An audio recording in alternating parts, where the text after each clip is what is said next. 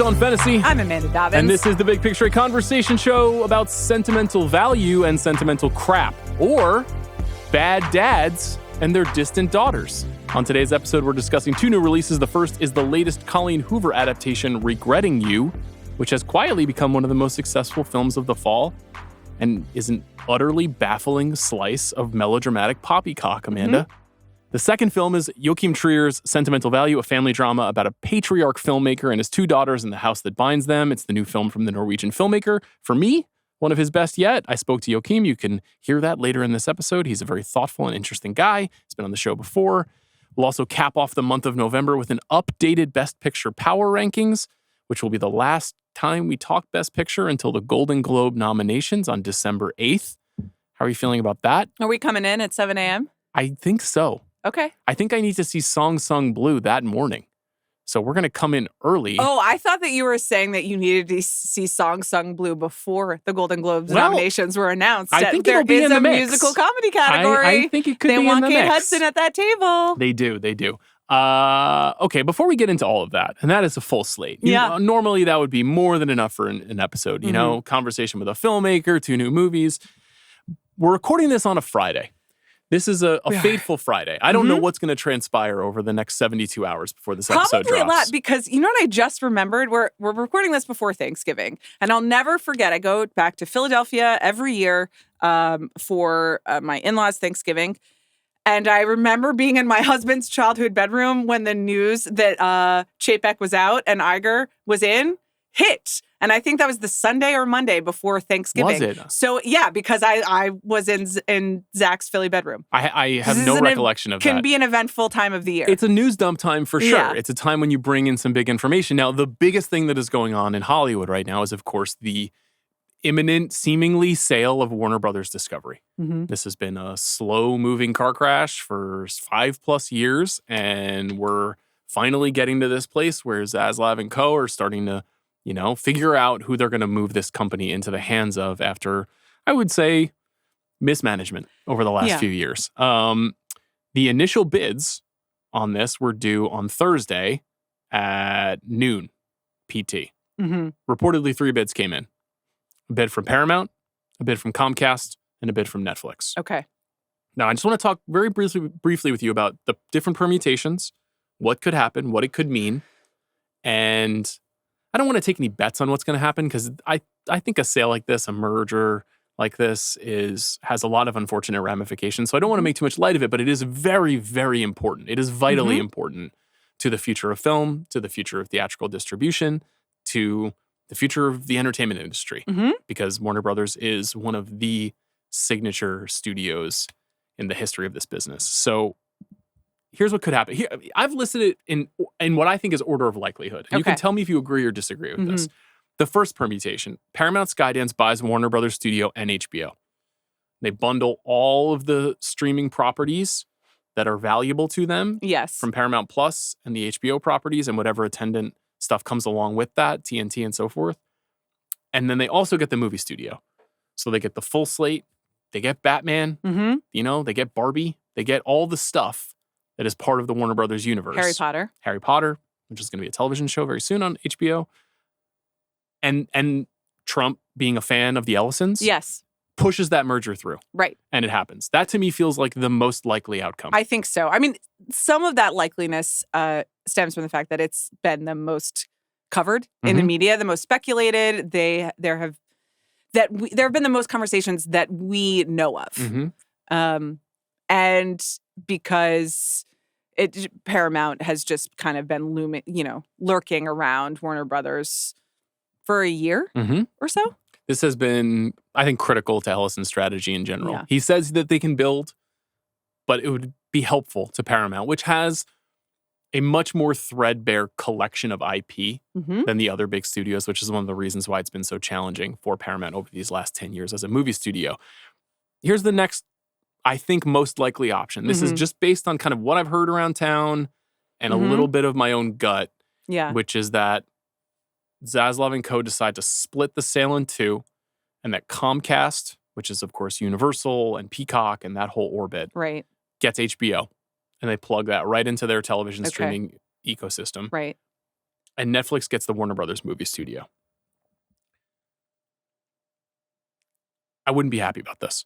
I don't think this would be a great outcome. Okay. Because I think it potentially... Would you be happy about the first outcome? Where I don't think Paramount, Skydance, Warner Brothers... There's no good The good outcome is a lone man comes along who has $500 billion and says, I would like to own Warner Brothers and I would like to make it the single greatest studio in the universe. Okay. Now, I can create like a real-time analog for that experience because I am a fan of the Mets. And like this actually literally did happen with the Mets, where a guy came along who is the richest owner in North American sports. And he was like, I'm going to buy this team and I'm going to pour everything I have into making it great. It's been mixed results. So that doesn't guarantee anything. That's what I was going to say is that I'm thinking off the top of my head of men who have $500 billion or more and how things have gone for their companies and in some cases for the studios that they have purchased. It doesn't always work. So far, not great. No. If Elon Musk came in and bought Warner Brothers, I don't think that would necessarily create a good outcome. So I do think that So you inherit $500 billion. I would 100% in you'd be a good hot at it. second. That is what do I get to do? Whatever you want. You're coming with me on the ride. I mean, obviously, I have no idea how to run a business at scale, but I do think that you want somebody who loves this stuff. Totally. And the one thing I'll say for the Ellisons, David Ellison, he does like movies. We probably have different taste in movies, but he wants to make movies and wants to put movies in movie theaters. He has been the number one supporter of Tom Cruise and his theatrical journey over the last 10 years. So I have thanked David Ellison for Top Gun Maverick and Top Gun Maverick alone, and I stand by that. Okay. Comcast buying HBO, I don't really know. I guess I don't know enough about the TV business to know what that would mean. Obviously, Peacock is significantly smaller than HBO, and HBO maybe they swallow Peacock, or maybe there's some sort of expansion package. So then that would mean that Taylor Sheridan is now Casey Bloys' problem? Well, some might say it's Casey Bloys' solution. Sure. That he is a portal to long-lasting audience. Okay. HBO is on a little bit of an upswing in the aftermath of Task. And, Chris and Andy talked on The Watch last week about how they've just renewed a bunch of shows, probably with the anticipation of this sale coming. Including all the Game of Thrones stuff. So in order to talk about the Netflix part of it, we have to talk about what I think is the third most likely outcome. Yeah. Which I don't see as happening, but we have to talk about it. So this could be Netflix just buys everything outright. They buy the Warner Brothers movie studio and they buy HBO. I think this would be extremely detrimental to both the Warner Brothers studio and HBO because Netflix, which is more than within their right, would want everything to be Netflix first. Matt Bellany has a long piece in his newsletter over the weekend about how Netflix feels about theatrical. Ted Sarandos has been consistent for a long period of time that he believes theatrical is outmoded for consumers. And there's been countless debates about how many theaters and for how long many of their films should play and what kind of business they could have gotten out of the Knives Out films or Guillermo del Toro's Frankenstein or any number of movies that seemed like they had like a vibe amongst audiences. But none of that stuff is publicly reported. We had the whole K-pop Demon Hunters sing-along thing where they dominated the box office one weekend. We know that they have the ability to do this and to support it. They're putting Stranger Things, they're one of their most successful TV shows, into theaters. And it's a TV finale at movie length in movie studios. Yes. So, up is down. And we know Greta Gerwig's Chronicles of Narnia film is also going into movie theaters and is getting an IMAX exclusive release. So a lot of signal and a lot of noise in this equation. I agree with how Matt framed this discussion, which is my gut would tell me that they would abide by all of the previously made agreements with all of the talent and all of the film properties up through the conclusion of those agreements after a merger acquisition. And then after that would do what is best for Netflix. And they would pursue concurrent windows where films go in theater, day and date. Films go on the service and films go in movie theaters. And then slowly over time, you just have the absorption of one of the biggest and most important studios into the streaming platform. It's not good for a variety of reasons. One, obviously, it would kill theatrical. If you just take one more player off the board, we lost Fox 6 years ago.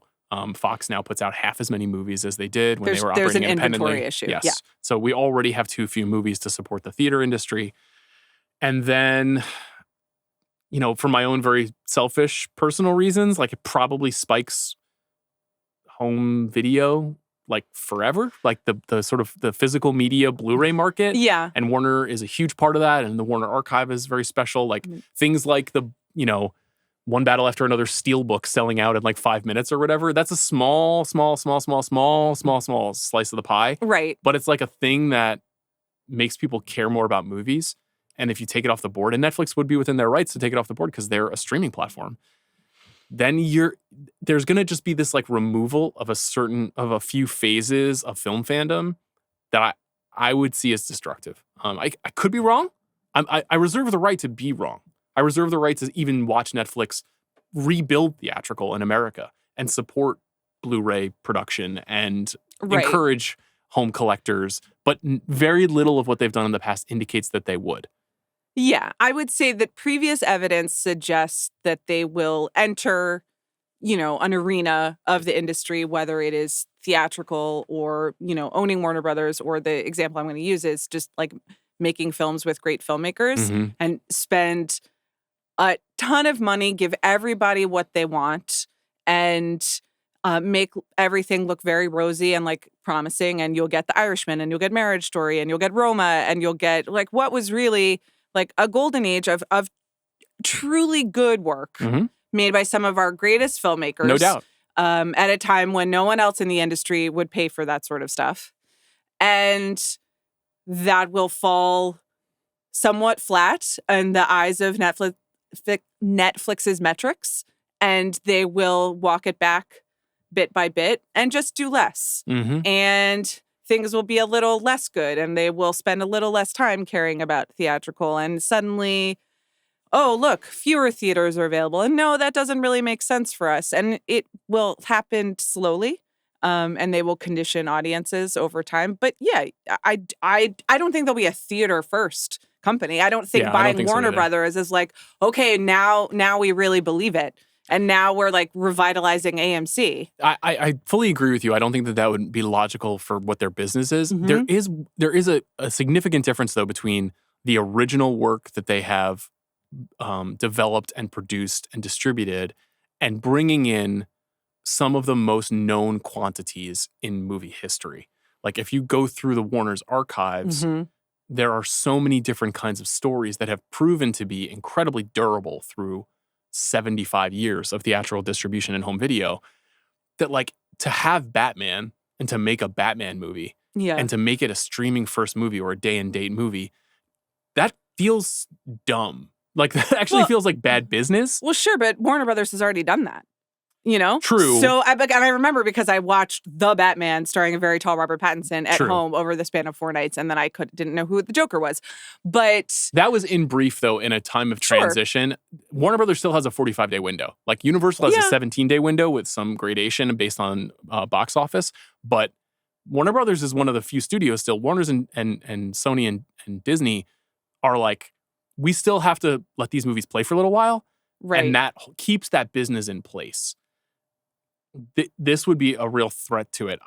To me, it's not a sky is falling moment. This is going to take a while to play out, but we've had very few conversations about it on the show recently. And now that the bids are in and it feels real, I think I'm maybe a little bit surprised that it is just these 3 big conglomerates that are coming to the table. As opposed to Apple or random guy being like, let me. We saw how well it went for David Zaslav when he bought Robert Evanson's home desk or whatever it was. It doesn't seem like that is ultimately going to be perceived as a success in the arc of business. I think his sale, the amount of money that they get for the business will be perceived as a success. The stock's been going up since all of this discussion has been happening. But it was previously owned by a phone company, and a telecom couldn't make it work. We've seen, Time Warner Inc. has been kind of passed around and moved through various states of ownership over the years. They just haven't had that perfect ownership experience, I guess. We were doing the Redford Hall of Fame, which will come out later this week, I believe. And the number of Paramount, Gulf Western companies that I watched even doing that. We have been here before. The consolidation is that's the really, really alarming part. And that is alarming on like a broader, market level in terms of fewer movies and fewer more power being held in the hands of a fewer number of people who I don't agree with and whose taste I don't really like. And then also the consolidation of the industry, jobs lost, like the very basic, like working here in Los Angeles, which has already been hit so many times this year. That's bad news. But that's true of any of these outcomes. Yeah, that might be the most important note, is that this no longer being an independent entertainment entity is not really a good thing in a variety of ways. Okay, I guess we'll have to see what happens. Yeah, that's exciting. Yeah, well, the bitter irony of all of this news is that Warner Brothers has obviously had the best year of any major studio, right. At least to this point. They don't have any more releases for the rest of this year. And they did it by doing what we want them to do, which is that they located 2 or 3 big properties, right? 2 or 3 event movies, Minecraft, Superman. We said, okay, we're going to put a lot of energy into those things. And then we're going to take some bets on some people we know are talented, whose ideas we think are good. And so we'll get Sinners, we'll get Weapons, we'll get One Battle. We'll put a lot of eggs in those baskets, and maybe a few of them will hit. And most of them did. And now the takeaway from that is, let's break it apart and actually not use that wisdom and actually be algorithmically minded in terms of how we produce content. It's just disappointing. It's disappointing. And part of it is that this is owned by some conglomeration that was created from the leftovers of 3 different conglomerations that was merged 20 years ago with, our internet and got it has been like a chess piece in like a Suits leverage game for so many years now. It's a real shame. It is. Because they're part of the business where they make movies and people go see them. It's kind of working. That being said, the guys in the 1920s and 30s who built this business also flawed men who made a lot of mistakes and treated people badly. So it's not as though we've transitioned from a time of great peace and unity to a troubled moment. We're literally talking about a business named after Jack Warner. That's right. Okay. Well, let's pivot away from that. We'll follow that story in December as it continues to evolve. And I'm sure there will be a lot of news. Maybe we should talk to Matt at some point on the show to get his point of view on it as well, because he's been doing great work reporting around that story. Let's talk about a success in movies thus far this year. As maybe a sort of a surprise success, though perhaps not if you know what's really going on in the culture.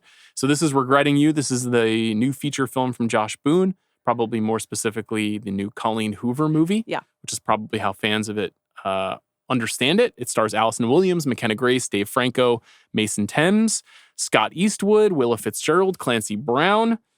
The logline is this. When a devastating accident reveals a shocking betrayal, Morgan Grant and her daughter Clara explore what's left behind as they confront family secrets, redefine love, and rediscover each other. Did you write that logline or did you copy and paste it? No, I pulled it from probably Rotten Tomatoes. All right. What do you think about what I put there? Is that accurate? It was like good parallel writing. So, well, it's marketing material that I've reproduced here on the podcast.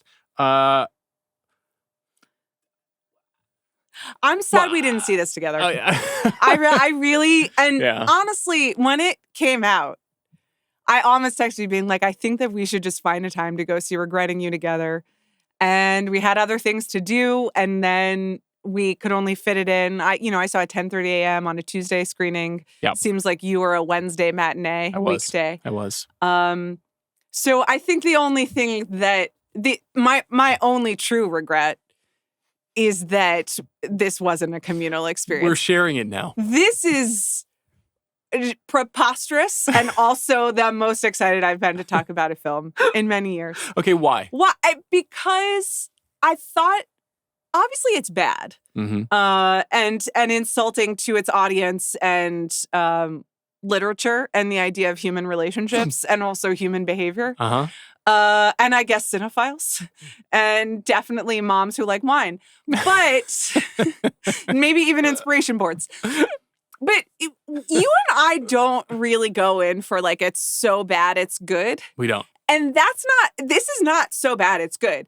But the ways in which it is bad and what it reflects about what works in movies and also just like what women are interested in right now, just socioculturally, I could talk about it all day with you. We've been joking a lot about how you and I are on a different internet, and this movie's just like making you be on my internet, and I say welcome. It's such a Rorschach test for what entertainment is right now. Yeah. Because it's like, and I've said this before about even just working in podcasting, like we're in the era of the hyper niche, right? Where like Right. everybody's a super expert on this really small thing. Mhm. But actually there's more people who care about the small thing than you realize. Yeah.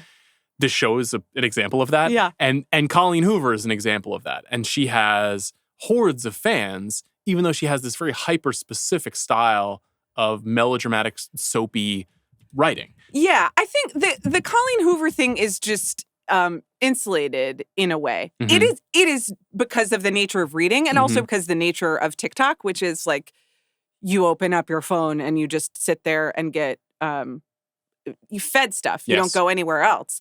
But Colleen Hoover was propelled to success through Book Talk. She is gigantic, selling millions of books. Like this is a real thing. It is just siloed from the world that you and I live in until we go to the movies. That's right. Last year we saw It Ends With Us together at an early access fan screening. And it was a lot of moms and their daughters or girls out on a girls' night. And there were some boyfriends there. Some boyfriends. Yeah. And I'm sure some male Colleen Hoover fans number too. Of people who showed up like 45 minutes into the film. It was their big night out.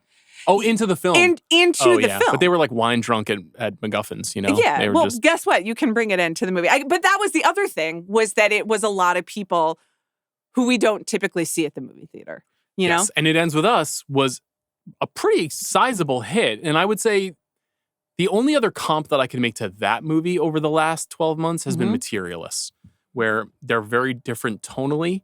I think two very different kinds of artists, Justin Baldoni and Celine Song. But they both actually, I think, probably captured similar audiences because there is something missing in the culture right now that you can find on streaming, but you can't find in movie theaters very often, at least in terms of marketing a movie, which is saying like there's this blend of sincerity and emotional relationship. Yeah. And maybe you'll get some humor and some fun too. And one leans in one direction, one leans in the other direction. Materialist turned out to be more serious than we ever would have guessed based on the marketing.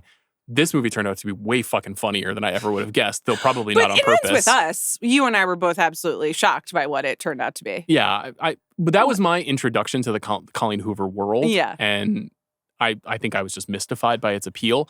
I now feel more situated in this world. So Regretting You, boy, this is an interesting movie. So Colleen Hoover seems to premise all of her films on these like very dramatic but unexplored misunderstandings. Misunderstanding is one way of putting it. Betrayals and or domestic sexual assaults and violence are another part. This one is more betrayal than assault. Right. Well, in the previous film, you know, this idea of sort of like memory holding traumatic experience and then wrong-footing an audience through a story by showing us what really happened. Like this isn't quite in that same realm, but there is definitely like the hiding of information for dramatic reveal. Yeah. And then this movie does that within roughly the first 30 minutes. And then it's basically a reckoning movie. It's an aftermath movie. Something happens, and then everyone's trying to figure out how to cope with it. It has another reveal, though, in incredible flashback form. So there are several different pieces. Actually, there are a couple more reveals. Let's get into the details. Yeah. So in this movie, Allison Williams and Willa Fitzgerald are sisters. The film opens with them as teenagers. Allison Williams is talking to Dave Franco, who's a close friend of hers. I got there a little bit late. Okay. They're talking. And Allison Williams' character reveals to Dave Franco's character that she is pregnant with Scott Eastwood's baby. Dave Franco's character, who's named Jonah, is, when he learns this information, is staring longingly at Allison Williams' character, Morgan. You can see he feels for her. He wants her, but she is pregnant. Yeah. Smash cut flash forward. Right. These four people are grown up. They're adults. Yeah. It feels like they're all live in the same house together. They live nearby, Okay. and they're celebrating a birthday They're party. like doing breakfast together in the morning, though, and like handing each other coffee and... Oh, no. So that's because it's Willa Fitzgerald's first day back at work after her maternity leave. No, but that's a little later in the film. But even at the beginning of the movie, they're all in the house together. It's a birthday party. They're making a cake. All right. It seems like they live together. It's very strange. Maybe they live down the road. And they're all grown up, and it turns out that Allison Williams and Scott Eastwood have gotten married, and they have a 17 or 16-year-old daughter who's played by McKenna Grace. And Dave Franco's character has disappeared for some time. He's just come back into their world when Allison Williams and Willa Fitzgerald's mom has died or dad has died. I can't remember who it is who's died. Someone has died. Dave Franco returns, has a one-night stand with Willa Fitzgerald. She gets pregnant. Yeah. And then she has his baby, and he sticks around. And now that quartet of people has been reunited back in this small town. Is it in North Carolina? It is. In short order. Yeah. Willa Fitzgerald's character goes back to work. I guess she's a nurse, looks like. Maybe she works at the hospital. Yeah. And Scott Eastwood's Eastwood's character. in labor and delivery. Yeah. Scott Eastwood's character's, he's headed out to work one morning. McKenna Grace's character is going to school. Yeah. She's kind of a grouchy teen. That's right. And she's having some drama with a guy who followed her and unfollowed her on Instagram. Yes. And we very quickly learn that Jenny, Willa Fitzgerald's character, and Chris, Scott Eastwood's character, have been having an affair. No, that's not what we learn. What we learn is that they are in a car crash. They're in a car crash together and any thinking person knows what's happened. Yeah, but here's how we learned it is incredible because there's a car crash. Well, Willa Fitzgerald's character stops responding to the voiceover text messages that McKenna Grace's character is sending her from lunch period at school because this school has not banned phones yet. And then Allison Williams shows up at the hospital and is looking for her husband and asks for her sister. And then Dave Franco carrying a car seat like backhanded, like he's doing like a low five, like backside. I think that's how Nick carries his car seat to answer the question that you're going to ask. Why? But why? I think it's just an easier way to carry it. I think it lightens the weight. Yeah, but I mean, I feel like you don't have enough support and that's really going to mess up your alignment. Anyway. And he shows up, but he's confused because he's looking for his wife. They both received calls about the car crash that their spouses were in. And then they finally make it into the interior. And the doctor just says, "I'm so sorry." And then like all sound cuts out. And they both just crumple the floor. And huge swell of Grey's Anatomy score, Amen Dunes or whatever band is playing. And so they're both in an accident. So we learn that they're dead and thus that they were together and having an affair within the span of 2 minutes. Now, this is the big dramatic incident of the film. Happening in parallel, we've got McKenna Grace, the boy that she likes, Mason Thames. Are you sure that it said Mason Thames? Mason Thames? Well, I don't know. Mason Thames? Is it after the river? Or is it just... I don't think he was given his surname after the river. Right, I know, but are they British? Like, are they pronouncing it like the Thames? I'll call Mason. Let's see what he says. Mason plays a heartthrobby boy. Yeah, sure. Who is a cinephile. Yeah. And also loves his grandpa very much. And he's very close to his grandfather who's been ill. And he's sticking around to take care of him. And he keeps moving the city limit sign so that he can get pizza delivered to his house.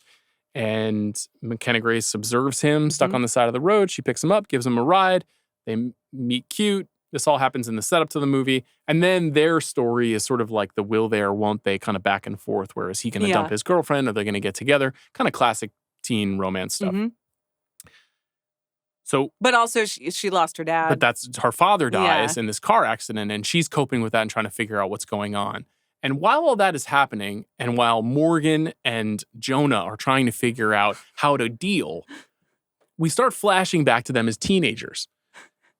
And this movie, for the second time in 40 minutes, shows us Allison Williams and Dave Franco, who I think are 37 and 41, as their 17-year-old selves. I believe there's been some digital alteration made to their faces. And freckles on Allison Williams. Some freckles on Allison Williams' face. Which that doesn't go away when you get older, but nevertheless. Well, but you get lasers and stuff. You think that this woman, Morgan Grant, has gotten lasers to have freckles removed? It does not really seem in the budget, but... And they share a moment as 17-year-olds in a pool. They look into each other's eyes. He's clutching her arms. Yeah. They have chemistry. They have something. Unexplored. Unexamined. They go back to their mates, their partners. But they're flashing back on this because obviously they're in love and they've always been in love. Yeah. And we know this at was minute the true 42 of the film. Yeah. And then there's another hour and 10 minutes in this movie where we just have to like wait for them to get to the point where they realize that they're in love with each other. And then, McKenna Grace finds out and she's devastated that they would be in love with each other, but she doesn't yet know that her father was cheating with her aunt, who was actually her best friend. And she's the person who she texted, and this would be devastating to her. But then the movie goes on. It's like, it's okay because everybody's going to be happy. It's going to work out and people are going to get into college. Right. Drama school. She's going to get into drama school and he's going to become a film student and he's going to be the next Scorsese and he's reading Sidney Lumet's Making Movies. Yeah, it's on the bedside table while they're making he's got a poster of Patriot Games and Witness on his wall as a 17-year-old boy living in North Carolina he also in 2025. Has, like, the Untouchables. He has everything. What 17-year-old boy has a poster of Witness on their wall? If there is a listener at home. I mean, do they make movie posters of Witness anymore? It's probably $1,000. I'm sure you can get one, but like... I don't know. Someone like posted on Instagram recently that the podcast they started listening to when they were 16 was like now I was like, I can't. About this show. Yeah. So listen. Absolutely. We're all dead. If there are posters of the big picture, send those to us. It is true that the movie references that I clocked in the background do end in 2002. Are they just Josh Boone's favorite movies? Like, what is that in the novel? Did Colleen Hoover write him as a boy who was trapped inside of 1989? I'm so confused by all of that stuff. Didn't Google.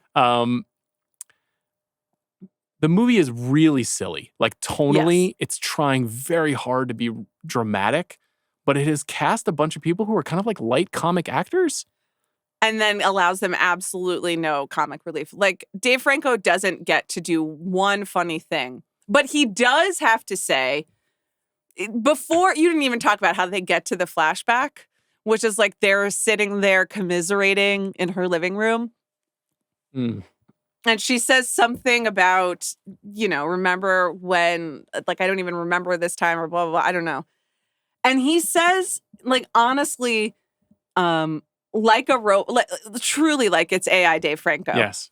You know what gets me there is the music of the time. And then he that is a real piece of dialogue that I wrote down verbatim on my phone during the screening. The song that plays is like an anonymous stereophonic song. I had never heard it. Like, it's just not a song that you're like, oh God, this brings me right back to 2007 or whenever they're supposed to be going back to.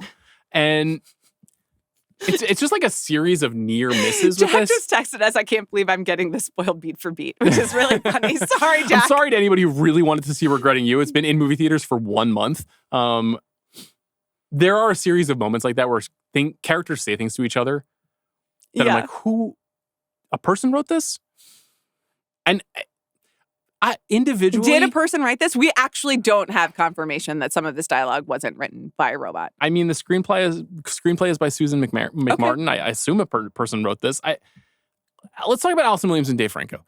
I really like them both. I think they're both very funny and entertaining. I obviously have long had a soft spot for Allison Williams, going back to Girls. I think she's really good at being in on the joke. Like, one of the great aspects of Marnie on Girls is that she kind of knows the like weird, desperate, I need to be famous thing that is in the tension of that character, because she's also embodying that as like Brian Williams' daughter and a young aspirant actress.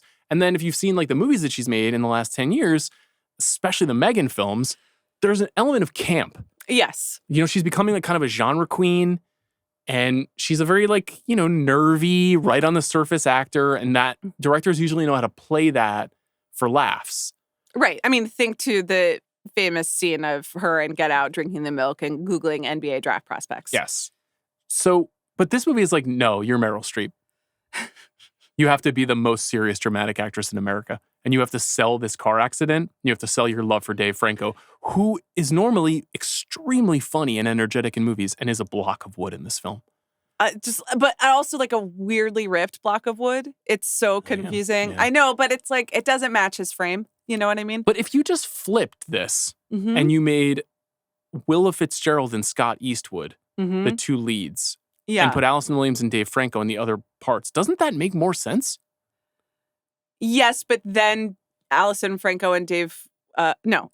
and Dave Franco like disappear within 10 minutes of the movie, which is the problem. We're not as sad about saying goodbye to those other two lesser-known actors, but just in terms of like the quality of performance, like Scott Eastwood can definitely do what Dave Franco is being asked to do here. Yes. You know, like, which is nothing. which is not very much, but to look good, right? To be Yeah. desirable to a widow, Yeah.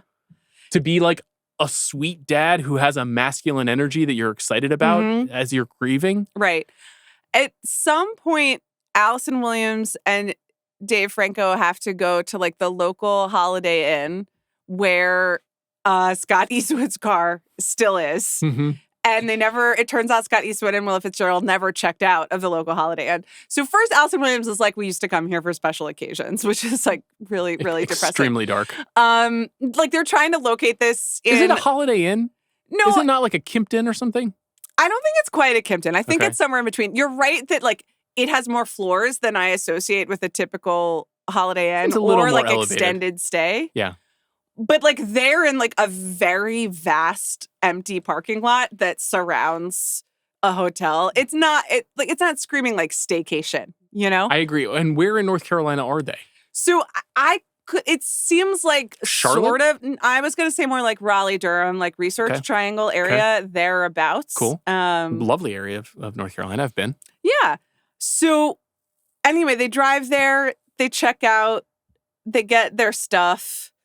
And then Allison Williams is trashing her dead husband's car. Literally beating it. While wearing her home gear, which is like a dupe for the a row sweater. I think Mhm. that's the coast sweater and sweatpants and her little Birkenstock things. And she's like trying to separate the muffler from the car. And it was the least compelling physical acting that I have seen in my lifetime, perhaps. I'm just like, this is not a person who acts this way. No.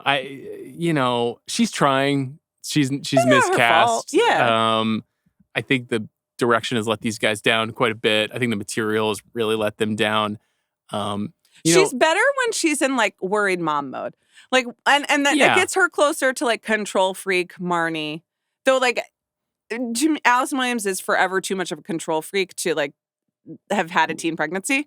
That's a great point. And then be at this point in her life where she's just like let go of everything. But when they're doing the inspiration board, you know, you can see like I can see Allison Williams being like, now I will manifest this. Mm-hmm. I can see her dipping in, being like, you need to get your attitude right before you sleep with your... No, you're right. The stuff between her and McKenna Grace is actually probably the best stuff in the movie. And that is maybe that feels the most real. Mm-hmm. Like, I don't know if Colleen Hoover's a mom or not, but there's definitely something about the tension between teen girls and their moms, and especially younger moms who are closer in age to their daughters. And that there is like a closeness that then can really fracture hard. Yeah. And that stuff is cool, and we've seen it before in movies, but like it's not embarrassing. Right. Kind of anytime there's a boy on the screen, it's like, what? Horrifying? Who wrote this alien? Yeah. The Mason Thames character and the Dave Franco character are both so weird. Can we talk They about have no interior life. No. Excuse me. The teen boy character, I can't say Mason. Yeah. One name Mason, because I don't know how to pronounce his Thames. last name. Works at an AMC. And there is extensive AMC SpawnCon So much. in this film. So much. I mean, you've got the logos. You've got. Do they make like a A-list joke? They do. In the film. Like multiple scenes are set there. Yeah. Did this film play in Regal theaters? I saw it at a Regal. Okay. So I was like, what's going on here? It's fascinating. Do you think they had fewer screening times, fewer screens in other competing theaters because of this clear relationship between the studio? I didn't do the work. Okay. I didn't do the research, but I would assume so. So this guy works at an AMC, but he's like, my favorite movie is Patriot Games. Very weird. Like, what? Not a movie you saw when you were 10? Listen, I don't know. 2015? Like, maybe he's just really into Harrison Ford. Again, like, what? I don't know. Okay. Mason Thames' character's fine. There definitely are boys like that. Right. I'm kind of a boy like that. Or like, I love old movies and I'm a cinephile and all that stuff. But it just feels like very manufactured. He's employed. You know, he's employed, and he has great care for his relatives. Right. He's really looking. Clancy Brown, the great Clancy Brown, one of the great character actors, kind of just like doing his absolute best. Yeah. I think he knows this isn't the best material he's ever been a part of. Also, Mason's character takes McKenna Grace's character on a date to see Clueless at the aforementioned AMC. Yeah, what do you think about that? And then they were making out too much to actually see the film, but that's okay. But then they do have a moment to discuss that she is still a virgin, much like Cher, and that they're gonna wait until prom night, and he's very respectful. So nice to just see Dan Hedaya projected on screen again. Yeah. You know, just that his wonderful performance in Clueless as Cher's dad. So this movie, of course, is a hit. It's a more modest hit than It Ends With Us, but it's kind of tracking to get over $50 million in the U.S., which is a lot for these kinds of movies, especially this fall where we've been talking about how movies are not doing so hot. And you were kind of circling this, but like, what does this mean is an interesting conversation. We've got 2 more Colleen Hoover movies coming next year. Yeah. You've got Reminders of Him starring Micah Monroe, and then Verity, which stars Dakota Reminders Johnson. of Him also stars Bradley Whitford and Lauren Graham as the parents. And Tyreek Withers. Yes, and they ask Bradley Whitford to punch Tyreek Withers at some point during the trailer, which I only recently saw, and I was very, very concerned. I think Bradley Whitford also gets to say the line, "If not for her, our son would still be alive." Yeah. And I want to point that out because that film also features a critical car crash as a plot point. So, like, how many car crashes are there in the Colleen Hoover universe? I don't know. Because is this a recurrence where like people keep dying in car crashes and then that gets the engine of the story going? Pardon the pun. I probably. I mean, I think some of the other. I have not read the full oeuvre. There are many, many books. Okay. I mean, I think like domestic violence or like bad relationships are also a theme. I shouldn't conflate the two, but like, you know, on domestic violence is one theme, and then also just sort of imbalance of power and, you know, like emotional abuse maybe. And then I think teen pregnancy definitely figures, and not a lot of things where it's just people like ships passing in the night, you know?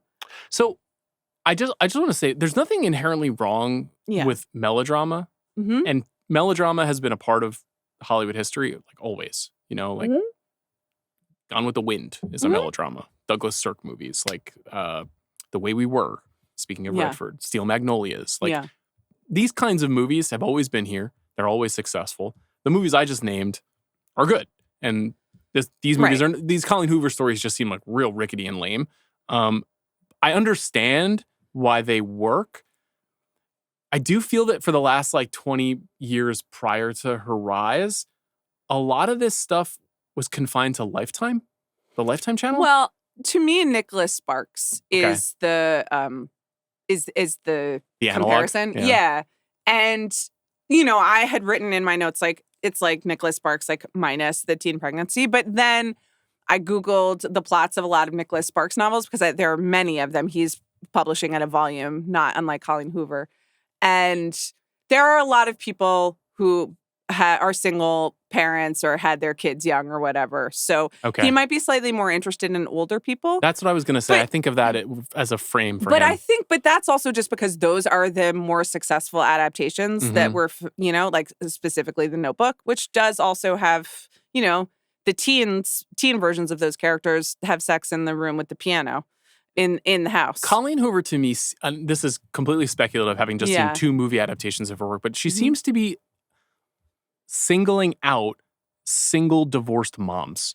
Like that seems to be like her core audience in terms of the stories that she's telling and the kinds of characters that she wants you to feel for, which is of course like a ripe audience. That's there's plenty of people who would love to read stories where they feel seen in those stories. There's nothing really inherently wrong with that. I'm just kind of like, okay, so now this is 3 movies in a row, just having seen the Reminders of Him trailer where I'm like, something bad happened and then we got to spend an hour figuring out like what happens next after the bad thing that happened. Right. And do people, but I mean, I'm looking at all of the Nicholas Sparks adaptations. The Notebook for sure. Something bad happened. They were separated. And then Dementia. A Walk to Remember. I haven't seen that. I think that's cancer. I think that's like terminal illness. Okay. Is that Mandy Moore? Yes. And Shane West? That sounds correct. Okay. Yes. And let's just make sure that it's Shane West. It is. Yes. Message in a Bottle. I don't really remember what happened to... That's Costner, right? Yeah, Kevin Costner. Robin Wright Penn? Yeah, and she's a newspaper editor. Okay. But I think he lost someone in his life. Okay. Dear John is Amanda Seyfried and Channing Tatum. Don't really remember I'd what like happened. to see that. Last song, Miley Cyrus, Liam Hemsworth. That's young people and something bad Should we happened. do a Nick Sparks pod? I guess so. I mean, but it is, these are all ridiculous. They're young love or Hit people. me with an anniversary. What's a good 2026 anniversary? Is there any 2006 Nick Sparks movies? So The Choice, which I've never seen. The Let's Choice. Google The Choice, a This is 2016 about abortion. romantic drama. Two neighbors who fall in love at their first meeting. The movie stars Benjamin Walker, who I loved, Wow. Teresa Palmer, Maggie Grace, Alexandra Daddario.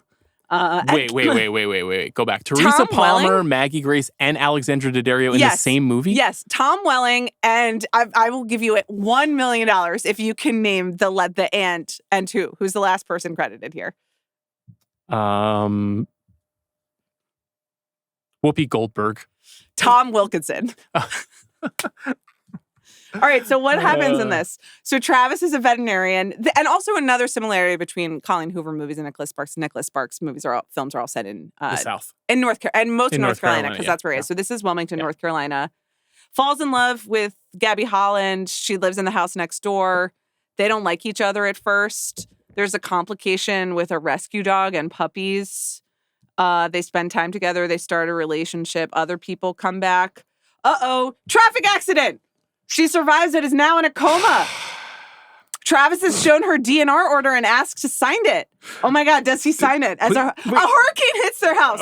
Moby helps Travis find the wind chimes. She's welcomed Gabby wakes up. Wait, Gabby wakes I thought up. we were supposed to do this for the pod. What are you doing? Why did you do that? Well, I was gonna keep reading. It's on Wikipedia. And there's also, there's a child, but it's not theirs. And great. Okay. Woo. So The Choice was actually, it was not about abortion, but it was related. And they chose quote unquote life. It's so perfect that we've talked about this film and this wave of films ahead of the sentimental value conversation. Yeah. Because they're not dissimilar. You're right. Like, Sentimental Value Yeah. is a drama with elements of melodrama. Mhm. It is a family drama in which misunderstandings between family members have seeded over long periods of time Yeah. and has driven division between people who ostensibly love each other. It's kind of a perfect match, though, to say, like, here's how you can do it one way and here's how you can do it another way. Now, you don't have to like either one, or you can love both. Right. That I'm not saying that they're mutually exclusive. And I didn't have the worst time ever regretting you. I thought it was, I think if you go in looking to laugh, it's a lot of fun. Because the line readings are preposterous. We didn't even talk about the Third Eye Blind Grey's Anatomy cover. Every one of these has like a ridiculous The music is absurd. song of our youth covered in the like wispy style Yes, that the was YouTube often style featured of Grey's. Yeah. Yeah. And this was How's It Gonna Be?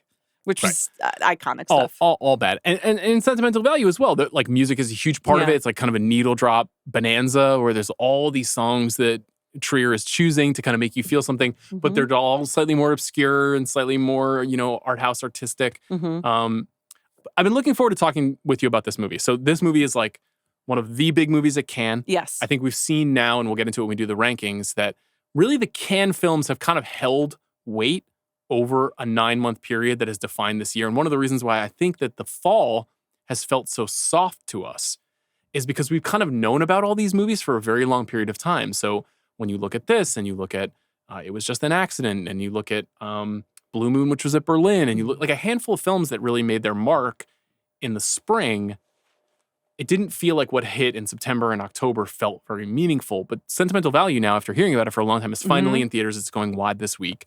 And it is a reunion of Trier and Renate Reinsve, who I think made a lot of noise in the United States with The Worst Person in the World. Trier's been making movies for 20 years, but that film seemed to click more. It was Academy Award nominated.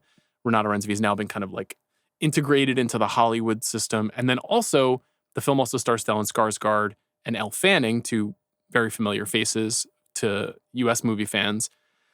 Also, Inga Ibsdottir Lilius, who is the the sister character to Renate Reinsve's character. And Anders Danielson Lee also appears in the film. He appears in almost every movie that Trier makes. So the story of this movie is, after the death of their mother Cecil, sisters Nora and Agnes are forced to confront their father Gustav, who is a once famous filmmaker who's been kind of estranged over a period of time.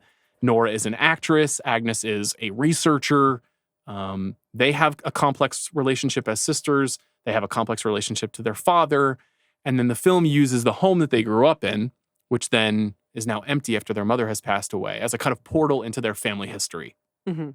So much like The Worst Person in the World, this is like a very montage-driven, very literary portrayal of a few people in crisis as opposed to a single person in crisis. Like Worst Person in the World was like one woman's Saturn's return, like going crazy for 2.5 hours. Yeah. And this is sort of like if everyone was all having their Saturn returns at the same time. I'm really moved that you're using Saturn returns. I think that's what it is.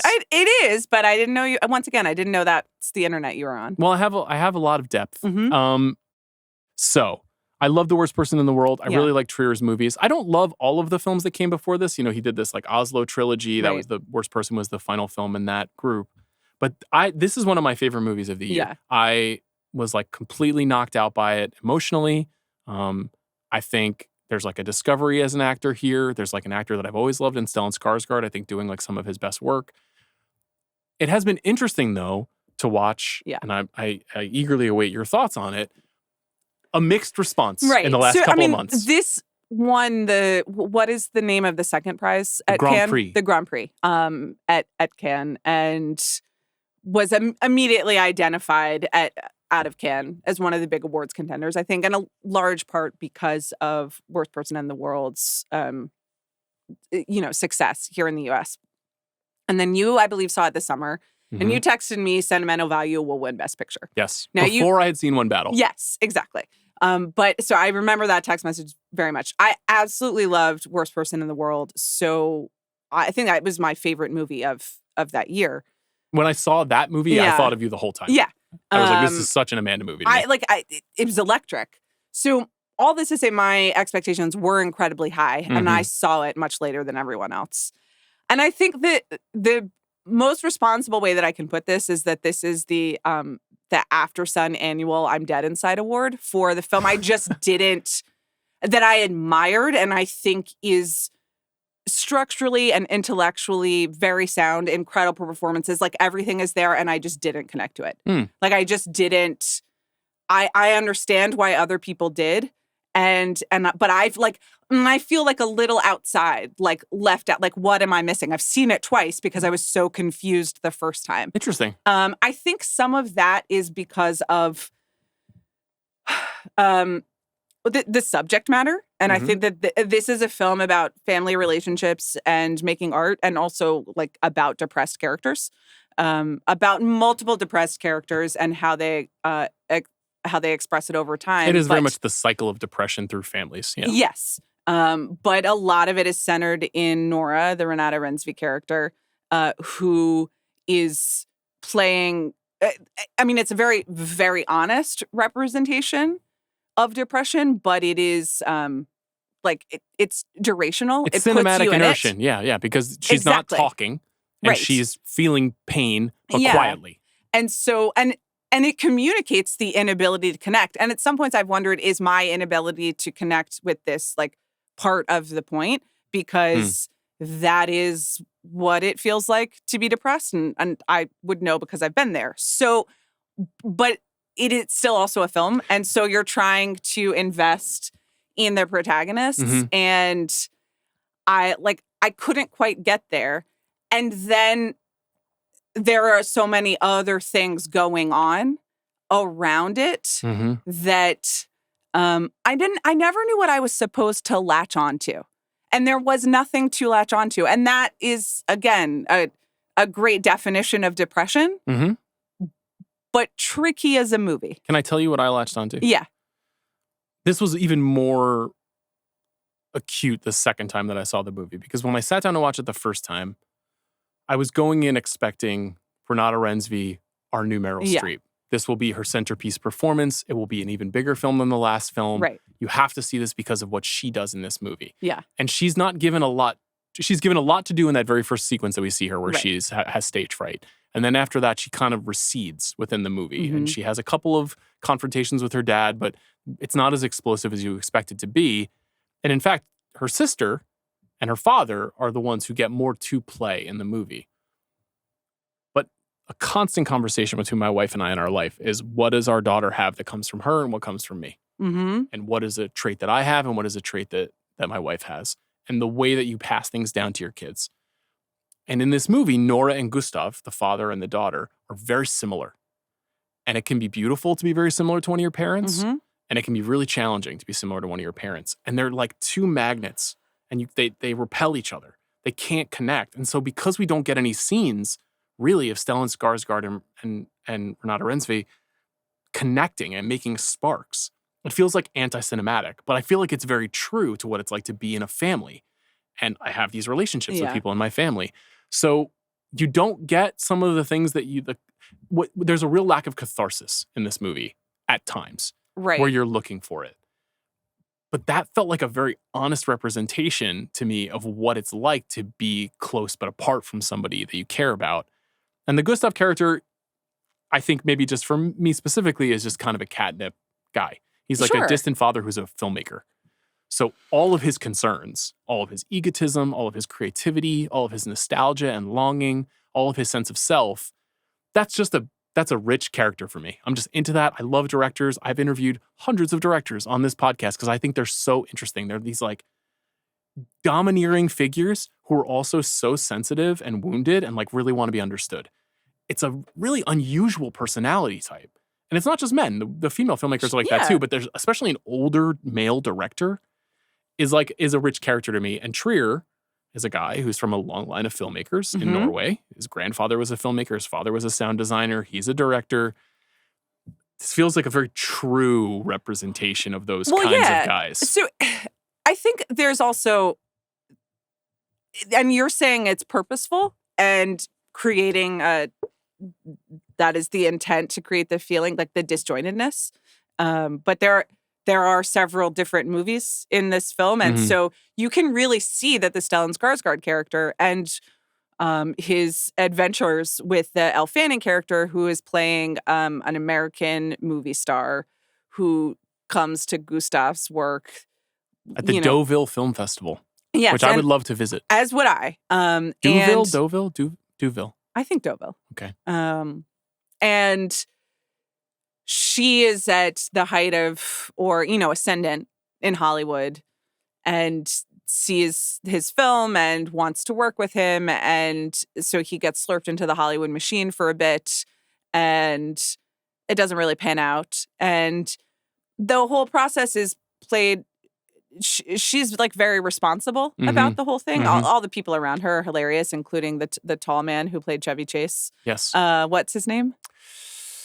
Corey Smith. Right. And, she has a team that are just always on their phones, all surrounding her as she tries to have an artistic connection with this person. This movie's a bit unsparing about Hollywood and Netflix. Yes. And so it did feel like that was written from his experience. That was all very knowing and very funny and very sharp. But then how it connects to the Nora, the Renate Reinsve character. By the way, it was like not lost on me that her name was Nora. I'm like, hello. That's from A Doll's House, which is an Ibsen play. Yep. And one of the great female characters in the theatrical tradition. But I guess it's like not supposed to connect until the end. But like it really doesn't connect. So until the end, what the aspects? Stellan Skarsgård's like Hollywood adventures, and Nora and Renate Reinsve not being able to go on stage. I mean, I think I understood it much more the second time, but I felt like I understood it the first time too, which is just like the failures of the Gustav character, and his desire to reconnect and her unwillingness to reconnect lead to him on this journey of trying to replace the feeling of having a daughter, and he can't. And I thought that first time I watched it, I thought Elle Fanning was a little out of place in this movie. And then the second time I watched it, I thought she was one of the best parts about the movie. Oh, interesting. And I think she's given a really hard job here with this part because 9 times out of 10, this character is written as like flip and uninteresting and unintelligent and just like a vacuous Hollywood vessel. Yeah. And I think she's really they're trying to write her, and she's trying to portray a really sincere person who's trying to do better work. And she's been cast into this impossible situation where she's not the filmmaker's daughter and she's not the filmmaker's mother. And the filmmaker is trying to reckon with all of these feelings that he has about this long history that he would never know how to talk to his family about, but that he can only work through in his art, about the way that these people are trapped by their own despair. And Elle Fanning is like doing everything she can as an artist to try to meet the moment. You mean Elle Fanning's character? Elle Fanning's character, yes. Right. She's trying to sound more like a Norwegian. She's trying to look more like his daughter. Yeah. She's trying to live inside the experience of this home and try to basically go to like one of the darkest stories you'll ever see in a movie. Just a very Bergman-esque, you know, a despairing mother who commits suicide. And then like apparently that's the end of the film. That's a lot of weight to put on a character. And she can't get there. And the movie shows them. I think that scene is really beautiful where she comes back and he says, you could have just gone through agents. But yes. No, I do as well. And I think there's like a radical empathy thing that is corny, but I think actually really works in his movies. And I know that some people are just going to reject it and not like it. But I just feel like it does feel sincere to me. I completely agree. And, you know, it's like I like both of those performances and I like that storyline. And there's also a part when Stellan Skarsgård is trying to make the film and he goes to meet his old editor, I believe. His old cinematographer. Yeah. Peter. And it's about, you know, like, we can just pick up right where we left off, but time comes for us all. And also his, him confronting like his own loyalty versus his aspirations. Like, yes. Yeah, like it's great. And I also, I don't mean to dismiss the Nora plotline where like all of her stage fright, which is, you know, very obvious psychological stuff just manifesting, is bizarre and riveting and memorable. And she's very, very good. And I understand intellectually how they're connected. But I think the only time I felt anything emotionally, there were two scenes, which is one with the other daughter, Agnes, tells her father, Gustav, that she doesn't want her son to be in the film because of the same experience she had being in one of Gustav's films as a child. And this actress, who is new to me, lights out, amazing throughout. Also looks so much like our friend Carrie. I had to see it twice because the first time I was just like, this is really weird. They found like Norwegian Carrie. That's funny. But she, and I think her character is supposed to be the one who can synthesize emotion. Yes. And at the end, she also synthesizes emotion she acts as a conduit between these two characters. So I get it, but that means that you only really like feel emotion when you have her and or when they're talking about the house. This is a fantastic house movie. And I think some of it is that the film opens with it from the house's perspective. We didn't talk about this when we talked about Train Dreams, but this movie and Train Dreams use the same tool, which is a narrator. Yeah. And in an attempt to be even more literary, to kind of grace us with context for what's happening with these characters. The key character that the narrator shares with us, especially the beginning of Sentimental Value, is the house that you're talking about, where we learn about kind of its lifespan, what it has lived through, what the family has lived through in this home, when they were in, when they were out, when someone came in to take care of it, when they returned to it. I can see why people would not like that there is like a pretentiousness potentially into the way that that's delivered. That didn't bother you. No, okay. I mean, the only issue is that like the film starts that way and it's so tight and so has such a point of view and like evokes emotions and sets the scene. And then I think the rest of the film becomes a bit more distant until you get one more shot of the home where like, to me, the most emotional part of this film was a late in life shot of the home. Okay. I don't know what that says about me. Not Inga Ibsdottir like losing it in front of her father about after they had that experience making the movie together. And then. No, I don't know. I mean, like, I thought that was really good, but the structure You of are the dead inside. Well, I said that I was. That's the name of the award, you know? It's a good award. And listen, also After Sun, also a film about parents and depression. Yeah. And I think communicates the experience and like an amazing performances, formally like interesting and playing with those ideas as well. And they're similar. Yeah.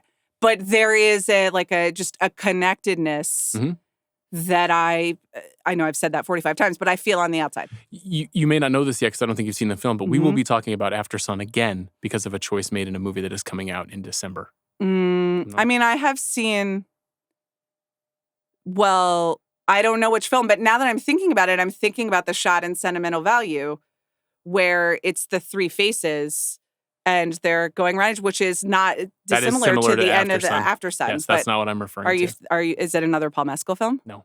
Oh, interesting. I don't want to spoil it for you. All right.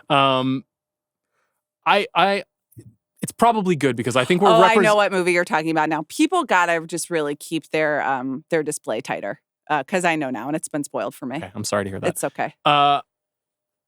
I think it's probably good that we're representing the two sides of the coin in terms of how this movie will be received. Because I think some people will be like, this didn't really do too much for me, but I do respect it. Yeah. And some people will say, like, this kind of moved me to tears. I think I really like what Trier does formally, too. I think, like, his use of montage, his sense of, like, disorienting where you are in the story at any given time, his ease and comfort moving back and forth between the past and the present day.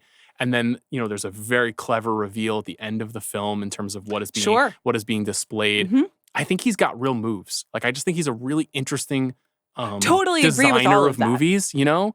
And it's been so interesting watching a lot of critics that I really respect be like, I didn't buy this at all. And it's obviously a completely subjective experience, but he is trying to do something that is super sincere. Yeah. And that sincerity can sometimes really bump up against people too as being just like a little bit too much, a little bit too cute, a little bit too... But I would also say that there's a real distance to the sincerity, that it doesn't, you know, you can feel both of those things, but you like to have it, you know, far away from you. But you always frame me as that way. But I love a really sincere movie. So do I. Like the right kind of. I mean, it's a great title for a movie. Sentiment. Like, I actually will buy into sentimentality more than you will, and I think that this has none. And I mean, which is the point, right? Like, it is the thing. So, this stuff is sincere, but it's meant to be missing the kind of gloppiness that comes with sentimentality. Now, as I said, I've seen some critics say, like, it's actually working against itself. That by trying to reveal that there is, like, a hard truth underneath the performance of family or love or whatever, that it's actually exposing that there's, like, artifice in this creation. I don't see it that way, but I do respect it. I did think a bit, the second time I saw it, of the Royal Tenenbaums. I do think that for sure. It actually has a lot in common with that movie. The narration, and starting with the house and where everyone is in the house. Strong patriarch comes back into the family, a family of artists or lost artists, people who are aspiring to be bigger. Depression. The mental stability of the family, you know, the fact that, like, someone like Chaz is inherited a lot from his own father, but they can't really connect with each other. So I also think it's, like, pretty funny. Like, there's an incredible scene where Gustav, who's reconnected with his family, comes to see his grandson on his 8th birthday, and he gives him a birthday present. And, you know, we love to see it. He gives him physical media, gives him The Piano Teacher and Irreversible on DVD. Really funny. Which is just great stuff for an 8-year-old. And it is a movie about, like, reconciliation, which is hard. But also, I feel is very much in my own life. Once I had a kid, I just have immediate empathy for my parents. And I just understand my parents a lot better. I understand why they did what they did to survive. I understand why it doesn't mean that everything is forgiven or everything is accepted, but I understand. And it's funny, I don't at all. I opposite direction. But that's fascinating. You know? Well, but that's so you. I mean, I think mistakes were made. Well, of course. But the circumstances under which they transpired matter. They matter. Think about how you felt when things were hard. Well, we don't need to get into it. This is not my therapy session, but I think it's the fact that it wants to confront you with those ideas, though. I think is to its credit, and I'm kind of curious about how this movie goes through the world. Yeah, it is I think been the highest grossing per screen release of the year, and in its limited release, it does seem like it is connected. It feels like one of the very few art house movies where it has strong word of mouth. You know, the Angelica theaters of the world are like, we love this movie, right? The kind of The Yeah. more informed cinephile cineists are checking it out. You know, I don't think it's going to make $100 million or anything, but it's going to be present in our lives over the Yes. next few months. Let's talk quickly about the Oscars around it. Unless there's anything else you want to say about the film. You can listen to me talk with Joachim as well. He spoke in great detail about the making of the movie, but we'll get into all the Best Picture stuff soon. It's definitely going to be nominated for Best Picture. I would be stunned if it was not nominated for Best Picture. Right. Actress? Everyone's been holding a spot. Mm-hmm. It is a good performance, but again, sort of by definition, the black hole at the center of the film, because that is what she's trying to represent. So I don't know. I think there are 10 spots in Best Picture and 5 spots in Best Actress. So you could see it going a little to the wayside. There are 2 contenders for supporting actress. Mm-hmm. You've got Elle Fanning and Inga Ipstadter-Lilius. Inga Lilius Ipstadter? I want to make sure. No, Inga Ipstadter-Lilius. Okay. Yeah. Either, neither. I think it would be Inga Ipstadter-Lilius. I know Elle Fanning's having like she's in Predator. She's in something else. Will you watch Predator Badlands? I listened to most of you guys talking about it on the podcast. My tradition is to enjoy the Predator films as acted out by Chris Ryan. Okay. So I respect her and salute Elle Fanning and all that she's doing. Mm-hmm. What's the third thing that I'm not thinking? The Hunger Games trailer. That's right. Everyone, I'm very sorry. Lenny Kravitz was the stylist in the Hunger Games, but he made Fucked up. I know. I fucked up. I'm really You sorry. were so confident too. I know, because I remembered the stylist being so key. I think his name was Cinna with a C, and I didn't Google that. So I fucked up, but also, like, it did stay with me. Yes, and made this feeling stay with you. Listen, of being incorrect. When you're wrong, you're wrong. And you gotta own it. That's right. You gotta Here own it. I am. Absolutely. I fucked up. Yeah. Let's talk about supporting actor. Yeah. Because this is probably the place where this movie gets recognized. Yeah. Now, Stellan Skarsgård, I think you could make the case as the lead of this film. I do as well. I think you just made the case that what you responded to in this film was Stellan Skarsgård's story. He gets the most depth. You know, or at least if Renate Reinsve doesn't have as much dialogue because of what her character is enduring, he gets to explore the most about his life and how he sees the world and his relationships through a number of different ways. He's being pitched as the supporting actor, maybe because they think he has just a better chance to win there. I think at the European Film Awards, he was nominated for Best Lead, which should tell you something. So supporting actor this year, I'm going to give you some names. Okay. This is, again, coming from Variety. Andrew Scott for Blue Moon. Yeah. Billy Crudup for Jay Kelly, rising in people's minds. Yeah.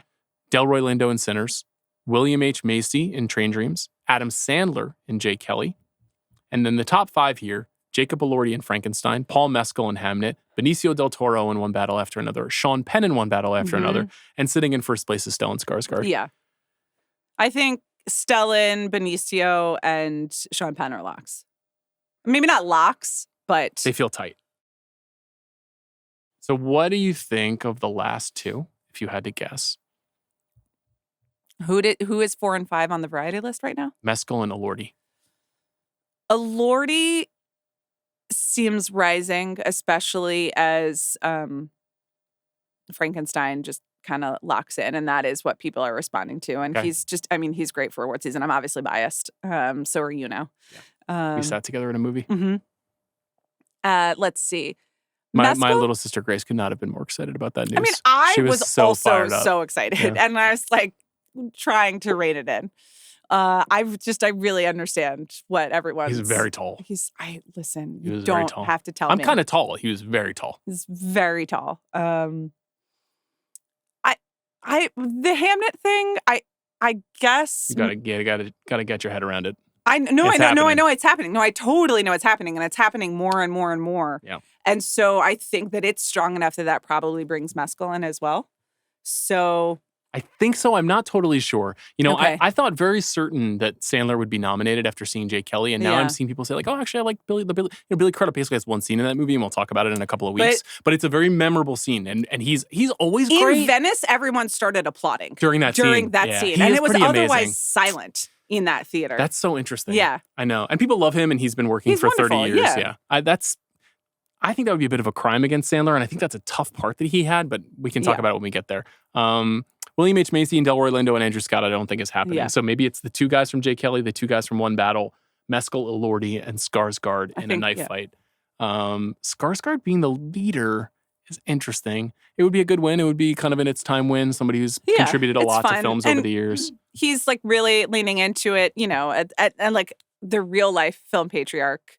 And, you know, Alexander is like out on the trail, sort of for Pillion and sort of in, you know, part of the Skarsgård family legacy. He saw it for the first time at Telluride, and he was like blown away by it. And also, you know, it's a movie about like kind of an absent father who's working in the film industry. Other nomination potentials. I mean, I really think Best Director's in play. Screenplay, original screenplay, definitely in play. Yes. International feature, definitely in play. I mean, this is like also Neon having every international feature nominee is going to be utterly bizarre, but that's very much in play. We'll have to do. I was thinking about how we probably need to do like an international feature episode and a documentary feature segments in January, so we can plot that out too. Which takes us to Best Picture. So let's talk about the rankings. Okay. I think a lot has changed. I do as well. Last time we did this, I felt like not much had changed, and now it's been 30 days. Yeah. Last time we went Begonia at 10, Jay Kelly at 9. It was just an accident at 8. Marty Supreme at 7, Wicked for Good at 6, Frankenstein at 5, Sentimental Value at 4, Sinners at 3, Hamnet at 2, One Battle at 1. I think our top 5 could stay the same. If you want to like switch Sinners and Hamnet. I think Marty's going to 5. Oh, even over Frankenstein? There's a ton of people have seen it now and everybody loves it. Yeah. I haven't talked to a person who doesn't like it. And like the campaign thing is Marty might be unreal. Marty might be at 4. Okay. I mean, I love it. I like, give me a jacket. A24, Josh. Timothy doesn't know who I am and will never see this, but like, I will wear it for the Marty Supreme episode, and for let's guarantee like 5 wears before Oscar night. 5 wears. Yeah. Just like out and about? I'm like as a Marty influencer? On the show. You'll wear 5 times on the show? Okay, maybe just to 3? get a jacket? That's a lot.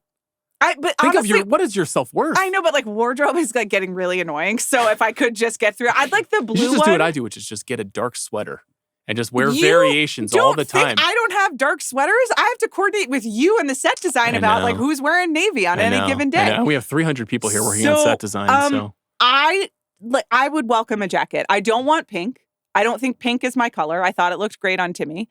Okay. I would prefer the blue. If you have black, I'll take a black. Okay. But I'll wear it. Like, I'm in. Okay. I like this film. I liked this film before the jacket came out, so you're not buying me. Can we continue in another direction? You wanted to talk about it being powerful, and it's number 4. I think the marketing's been very good, and they have gotten a lot of people. There have been many screenings in LA and New York in the last 6 weeks or so since the New York Film Festival premiere, and it's working. The feeling that you had the day after I saw it, where we were both like, whoa, this is really fun. Yeah. Like, this is a really good and exciting and energetic, and Timmy living up to the thing that we want from him. So I will say... They should send me a jacket and you a ping pong head. And you just wear a ping pong ball head for that entire recording. I do not agree to do that. Do you see anything changing about One Battle, Hamnet, and Sinners in the order in which we have them? Spielberg just hosted a Hamnet screening. Yeah. And people loved it. Sinners, there's a lot of like, if you forget about Sinners, I will kill you on social media right now. So there's that energy going on. Ryan Coogler just got his star on the Walk of Fame. Yeah. I spent at least 10 minutes last night trying to figure out how much time Haley Steinfeld spills in Buffalo every year because the Bills were playing. Yeah, it's been a tough season for the Bills. I know. And she hangs back. I did learn that there's an Italian restaurant in Buffalo that they like to go to. That's what Josh says. One Italian restaurant? Before that's sort of their pre-game ritual, which would suggest, and they were photographed in downtown Buffalo once this summer. That's all I was able to learn about Haley Steinfeld. I have nothing bad to say about Buffalo. I've never visited. Yeah. It is, of course, my home state of New York. They are by far the best football team in the state of New York, like bar none. So I hope Josh Allen is fine. I have nothing bad to say about him. He's an amazing football player. Haley Steinfeld says things in Sinners that blew my mind. I thought she was fantastic. So Oscars are March, so he would be on the off season. He would be able to go to the Oscars. He will be there. You think so? I'll bet $1 million he'll be at the Oscars. Okay. Good for him. You don't want to take that bet? No, I don't. Okay. Remember when I offered you $1 million to be able to name Tom Wilkinson in the 2016 film The Choice? Wait, it was 2016? I thought it was 2006. No, 2016. 10 years. I've literally never heard of that movie. Nor have You told I. the entire plot. Okay, so do you want to keep One Battle, Hamnet, Sinners, and then Marty in that order? I mean, do you want to do... Let's pull back for a second. Okay. Is there any chance in your heart of hearts? Let's fucking get into it, okay? Let's do it, Amanda. It's so hot. Is anything going to beat One Battle after another? Or is this just Oscars? going to be the same conversation between you and I for 4 months? And then it wins everything? Yeah. I mean, the Hamnet thing's real. It's not out yet, so we can't really do the thing yet that we're supposed to do. And I suppose now I have to go see Hamnet again. I do too. I haven't seen it in months now. Yeah. So that movie comes out in limited release on November 26th, but we're not going to talk about it on the show till wide. So it's going to be a little while before we actually get into it. Yeah. I liked it with notes. You had different thoughts. I was very mixed on it. And the things about it that worked really worked for me. I was blown away by them. And the things that didn't work, I remain really frustrated by. Okay. Well, we'll get through that. I wonder how many people will feel the way that you do. I feel that both that film and Sentimental Value both have a lot of like, are we sure that this is totally working? And that makes it just a little weaker for those two movies. I guess Sinners there's no perfect film this year. The One Battle thing most closely fits the like, let's just anoint, it's time to anoint. So I haven't really been moved off of that yet. Marty is really interesting because it's getting a lot of positive response, but Josh is so early in his career that I think it's going to be really hard, even if that film ends up becoming like a box office hit and beloved, which it could. Like that could happen. It's still going to be really hard to get over the One Battle thing. Because he's so young. He's turning 30 2 days after the release of this film. I mean, if I had to give the award to somebody this year, I would give it to him. I'm also available for his 30th birthday party, just to let available him know. To do what? Just to be there. To attend. Yeah. Okay. Like I what said, if you were asked to do a live pod from the event? Would you do it? Live jam session from Timmy's party? 1,000%. You think they would want you to do that? No, I don't. But like, if he asked, why do you want to go to the birthday parties of these 30-somethings? Why is that interesting because to you? I want to have fun. I don't have enough fun in my life. I see. It's like I feel that you have a panic about the loss of fun. It's not that I have a panic. This isn't existential. This isn't like, oh, I've made the wrong choices. No, I didn't say that. This isn't like, me, some like self-mythologizing thing. It's like, I just want to go take a tequila shot and dance to Nelly, Which like, let's just do it. I will bum a cigarette off someone at 11 p.m. Like, I want to go have fun. Remember when I used to say that the CR Heads was like 3,000 single guys like crying, masturbating to Chris doing voices? There definitely is like a Dob Mob, like 3,000 Dob Mob girlies like at home quietly masturbating every time you're like, I just want to drink tequila and dance to Nelly. That's your contingent. Well, maybe it's 300 million. It's good to know what you want. It's good to be able to articulate it. I found that in life. Okay. Let's try to finish this list. Jack, if you're listening, One Battle at 1, Hamnet at 2, Sinners at 3, Marty Supreme at 4. Yeah. I think Frankenstein still at 5 and Sentimental Value at 6. Yes. Now, here's where it gets messy. I think Wicked for Good is off. I do as well. We could live to regret that, and we might just put it back on in a month. Will we regret it, or will we just be like we were reflecting the moment that we were living in? That's all I can do is be a mirror, Absolutely. That's what many people are saying about you. Someone who has no strong feelings whatsoever. You merely are a portal to other people's feelings. Some people are saying that there can only be one big box office movie on this list. I guess you could say Sinners is a big box office movie, but Wicked for Good and Avatar Fire and Ash operate in a big blockbuster zone. I have floated that I think it's going to be that I think the Academy is unlikely to do both of those for the same reasons. Do you think Avatar goes into that spot? We haven't seen it yet. We see it in 10 days. That's going to be December 1st. It's going to be one of the most incredible days. We probably Tell people what we're doing. So on December 1st, I am so excited to announce that Sean, Chris Ryan, and I will be hosting. Are we going live? No.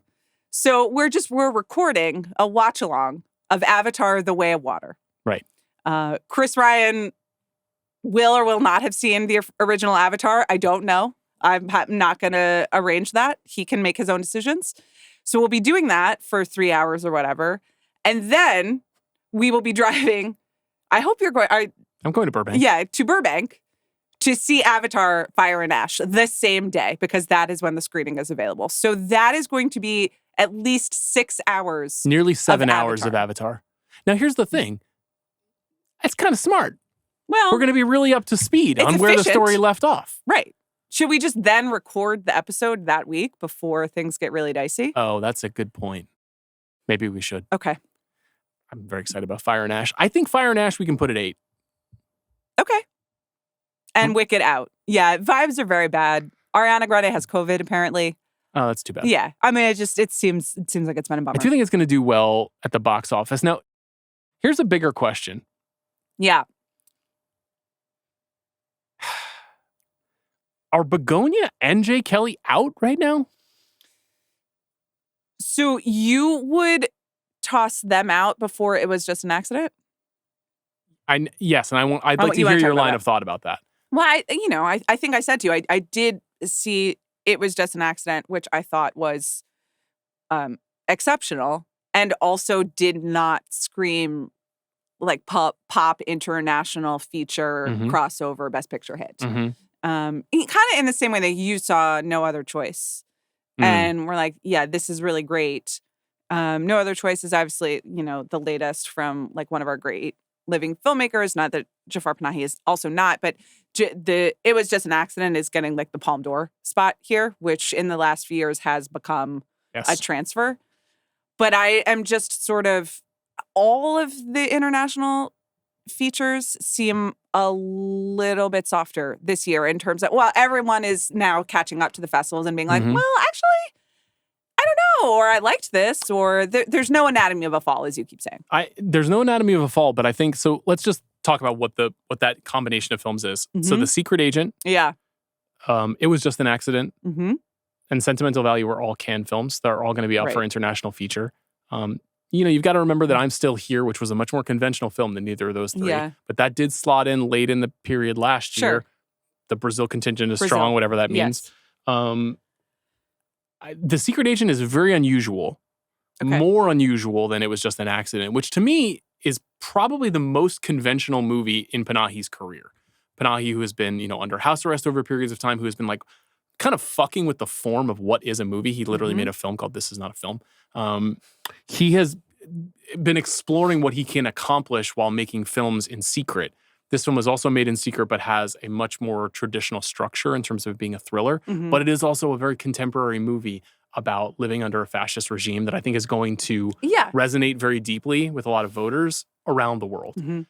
I think it's like in a lock personally, because Panahi has been in the United States for a long time now. He was in the studio. He'll be on the show in December, which is awesome. I'm not saying he's a good advocate for his film too. The only other thing is that film has been available for a while here in the U.S. I mean, it's a limited release. Yeah, it hasn't made a lot of money. Yes. Yeah, and I just doesn't feel like as many people has seen it. I think it's really more about the absence of other films that can go in. To me, now, if you want to say we'll take it off, we can take it off. No. I just wanted to have the conversation. Let's do it. Let's do the exercise. Let's take off It Was Just an Accident, Jay Kelly and Begonia. What 3 would you put in its place? Because Avatar is taking the Wicked spot. Right. Okay. Are there 3 other movies that could go in there that you see happening? I think that's very, very plausible. Okay. That to me is going in the Jay Kelly spot. Okay. So that's at number 9. Yep. And that is also trading a Netflix film for a Netflix film. Yep. Now, what else? Okay. So the other things you have listed here as possibilities: Wake Up Dead Man and Knives Out Mystery. I don't think that will be a Best Picture. No Other Choice. I don't think so, even though I really liked it. Rental Family, still haven't seen. I haven't seen it either. That's one of my big gaps. So we've got all the searchlights right here. We've got Rental Family. We've got Springsteen, Deliver Me From Nowhere, which is absolutely not. And The Testament of Anne Lee, which is like my pet favorite. And is This Thing On? Is also Searchlight. Is This Thing On, which I also still haven't seen. Yeah. But Bradley Cooper went to the Eagles game instead of the Governor's Awards, so I don't know what he thinks is going to happen. So Searchlight almost always gets a movie in. Yeah. Are one of these 4 movies going in? Now, I've seen Is This Thing On? Yes. I have a lot of strong feelings about it. I mean, I'll save them for the episode. I don't think it's going in. Okay. Oh, okay. I mean, you and Bradley Cooper clearly don't. So, well, he loves football. And so do I. He does. Listen, if my team was as good as the Jets, I would be going to the Jets games. You meant as good as the Eagles because... Sorry, if my team was as good as the Eagles because the Jets I've recently are learned that the Jets are 2-8 as of this recording. I don't know what's happening this weekend.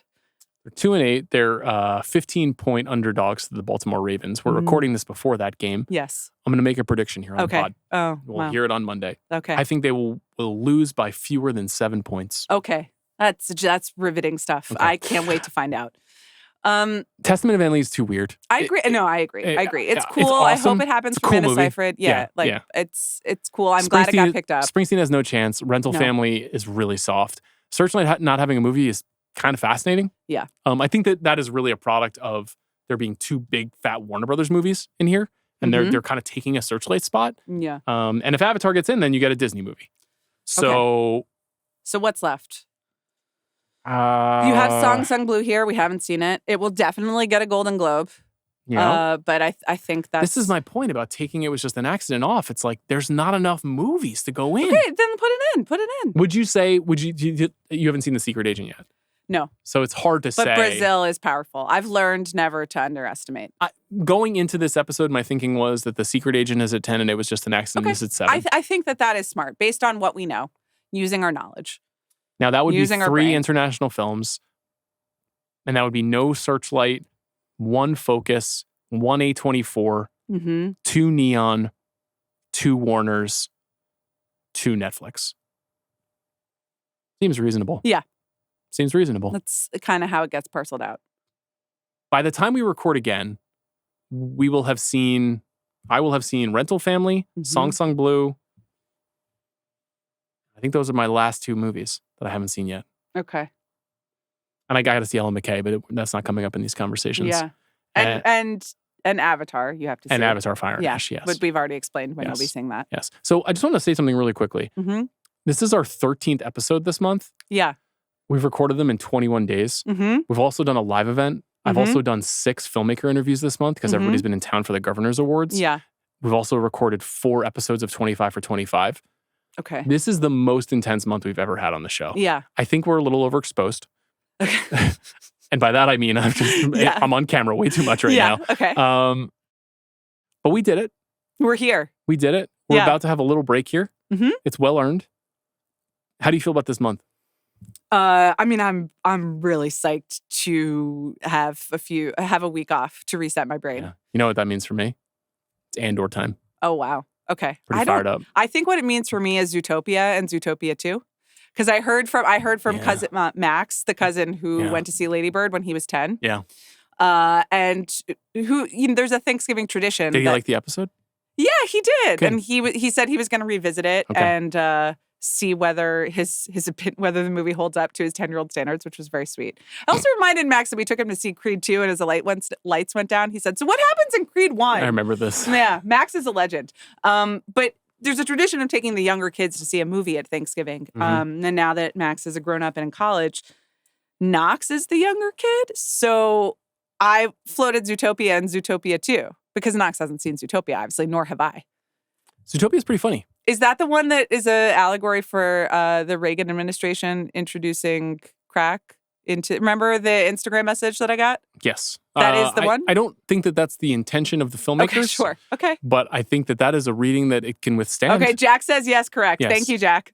And shout out to that person who DM'd me. I'll also be seeing Zootopia 2 this weekend. Okay. Maybe after I see it, I'll add it to the list of Best Picture contenders. We'll see. Anything else you want to say about all this? Why don't we just read the 10 as it stands now? I'm not sure if I feel good about this list, but we're going to do it. Yeah. Number 10 is The Secret Agent. Number 9 is Train Dreams. Number 8 is Avatar, Fire and Ash. Number 7 is It Was Just an Accident. Number 6 is Sentimental Value. Number 5 is Frankenstein. Number 4 is Marty Supreme. Number 3 is Sinners. 2, Hamnet. 1, One Battle After Another. I'm so excited to not talk for a while into a mic. Same. Let's go to my conversation now with Joachim Trier.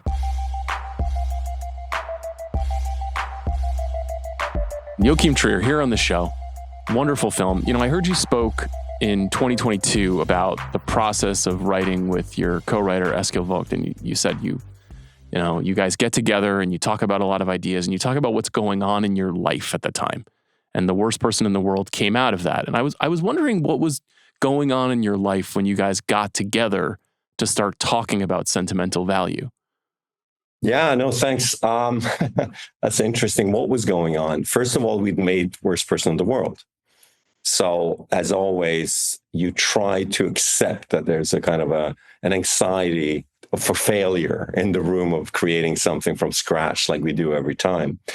And since The Worst Person had a good ride and people had seen it, and, it was a film that I felt met people on the right premise. People talked back to me about it in a way where I thought, hey, I think we talked about something here that was okay. Then, of course, we thought, what are people going to expect from us? And we try to get rid of those notions because it's not very creatively stimulating to work from that place of, what do they expect? So what had happened was that I'd had 2 kids and Eskil has had children for a while. Our parents are still alive. And almost like in the old friendship that we have, we start talking about stuff from life. And then we have all these other ideas of cooler films we want to make. But then actually, how can we make it interesting and cool and specific to talk about family dynamics and stuff like that? So I think that's kind of what happened. So there is something related to that too, which is that it felt like, you've been making films for a long time, but it felt like The Worst Person in the World got into the culture more, Academy Award nominations, probably more exposure to Hollywood than some of your films have gotten in the past. How much did that influence what you were writing? Because that's a significant strain too of Gustav's story and Elle's character. Did that particular experience on the last film inform that strain of the movie? Honestly, I don't think so.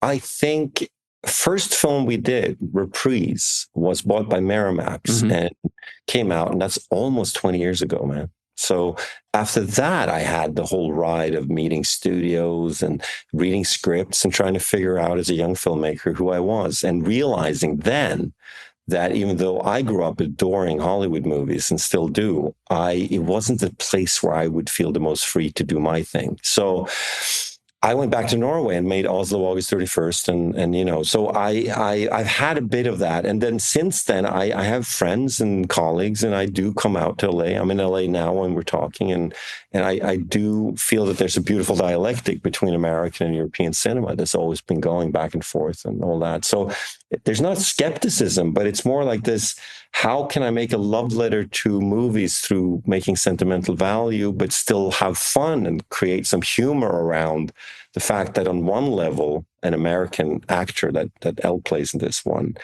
is kind of an outsider, and then she comes to Norway, which I think is more unusual than maybe making a story about a director going to Hollywood. It's happened before, though, there's right? a humor in that, we thought. Yeah, we've had, Elliot Gould worked with Bergman. Like, it did happen a couple of times, but it's not that common, right? Yeah, it's a good film. Yeah. I want to talk about Gustav and Stellan's character.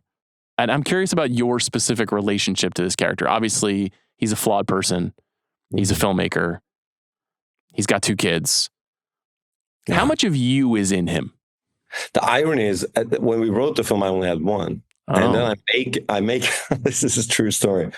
I make a story about a difficult father and a director who I imagined while writing it most of the time was not me at all. Since he's much older generation, it's difficult. I was thinking much more about the family dynamics of the story and the characters. And then just as we finished the script, I realized we're having another child, and that turns out to be a girl too. So now I have 2 daughters who are exactly 3 years apart, like the sisters in the film. So 20 years from my poor daughters, everyone's going to think that this is an apology to them or something. But that was not the intention. It's on the record now. It's not the intention. So to go back to the film, I feel it was really fun to make a film about a filmmaker and be allowed to make pieces of his movies. Like we see pieces of his masterpiece from the 90s called Anna.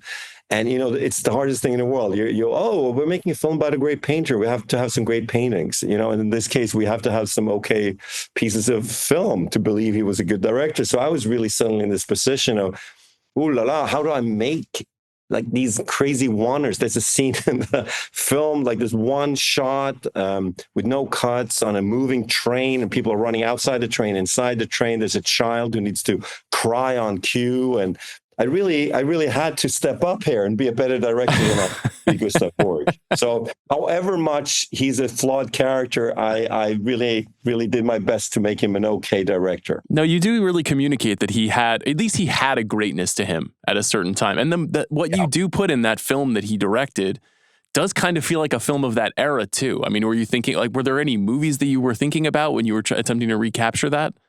We were trying not to be so specific that it would be a parody or a hit job on some director or something. It's more type of European auteur that would do one-ers throughout each scene and maybe have a poetic relation to the wind in the trees, a bit Eastern European influence, but not something completely specific. We wanted Gustav Borg to be his own guy. Like, I'm not going to be able to get you to name names then, I guess. No, but I'll give you an example. Like, for example, it's obvious he's not Bergman because Ingmar Bergman comes from theater and Gustav Borg does not. He's about tactility and he doesn't like the theater. He even says to his daughter the kind of difficult dad he is, and she's a stage actress, so that's a very patronizing moment when he says that. But he's not Jan Troell either, the great Swedish director that I adore. But Jan Troell was more about tactility and nature and humans almost in a Terrence Malick way being perceived as creatures of the world, So maybe it's more over in that corner. I don't know. Yeah. So like you, I have a 4-year-old daughter, and it's an interesting ride. It is like the most beautiful, wonderful thing, and it is a very emotionally dynamic. And obviously, your daughter wasn't 4 at the time when you were making this film, but I'm curious about specifically what that unlocked or allowed you to be able to communicate, since you've got Inga and Renate's characters as the center, the focal point of this story. Yeah, please forgive me for maybe this is a little bit of an abstract entry point into something you're asking about, but I think I want to talk about when you look at people developing kids, what we all come from. There is a sense that before the spoken language takes prominence, all these other modes of communications are at play. I'm sure you experienced that with your child as well, that dancing, singing, hitting things rhythmically, drawing, all that stuff just happens. It's a part of expression. It's a part of getting into contact with the people around you. As it's almost, and it sounds a bit cheesy, but it's almost like we were all artists at some point before social conventions came and took us. So I know exactly what you mean. You know what I mean, right? I do. And also you sing to them to make them calm and sleep. And suddenly all these creative things come into play that has nothing to do with the business or with the function of art or any of that. It's just like being human is doing stuff like that, right?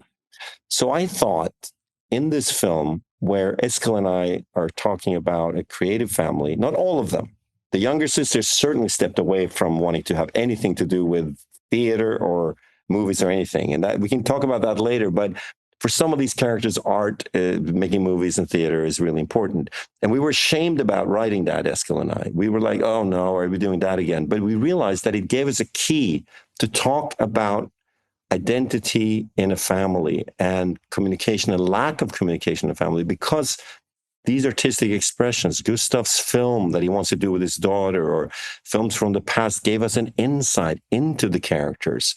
And I always thought at the end of the day that this is also a film about 2 women who have a very difficult relation to their father, somehow coming to terms with the fact that inside that father is a wounded child. I'm sorry, to say it straight, he is a man who comes from his own story and his own difficulties. And I think that's the only way to try to reach some sense of reconciliation, is to see the honesty about your parents' struggles. And that's a really hard place to go for most people. So when I look at the fact that Gustav as a child had a language which he'd certainly put into art in a beautiful way, but has no capacity to be socially available to his daughters in the social language. He's so clumsy. He says the wrong thing. He doesn't know how to be present with them.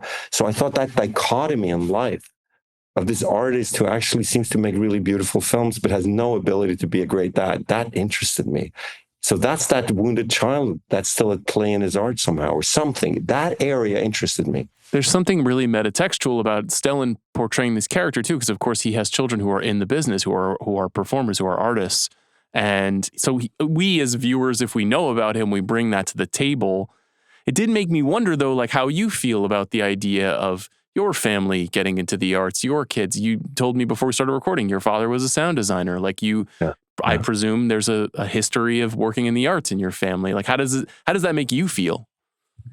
No, it's at times it's almost been a bit embarrassing. I mean, one grandfather was a painter, the other was a filmmaker, and I'm so inbred. It's ridiculous. Like it's so ironic, right? Like as a creative person, it's all about autonomy and individuality, and here I am just being served up from these obvious, family relations I come from.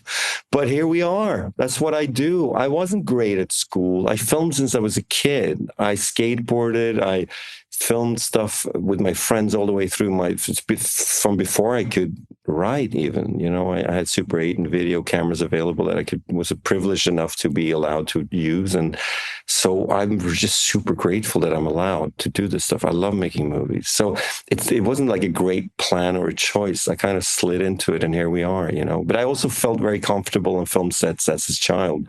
The grown-ups didn't seem so scary and boring. They were playing. And I remember very well being on set with my dad and seeing, grown men lying in the mud trying to hold some light up as the wind was blowing while the take was rolling. And they were like down in the mud grabbing metal to try to keep it from not falling over during the shot. And kind of no one could make a sound. It was all silent, but it was kind of crazy and fun. And I was like, wow, these people really care about getting this shot done.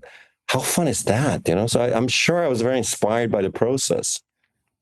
This question is a little bit of an abstraction as well, but hearing you say you were into skateboarding as a kid, thinking about Anders' character from The Worst Person in the World, thinking about your early films, you feel to me like a lot of people that I'm friends with that had basically a kind of like a little slightly harder edge punk rock youth and is getting older and becoming increasingly empathetic and open-hearted and trying to find a way to kind of like reconcile the ethic of the past with the present day. Like, does that feel accurate to you when I say that?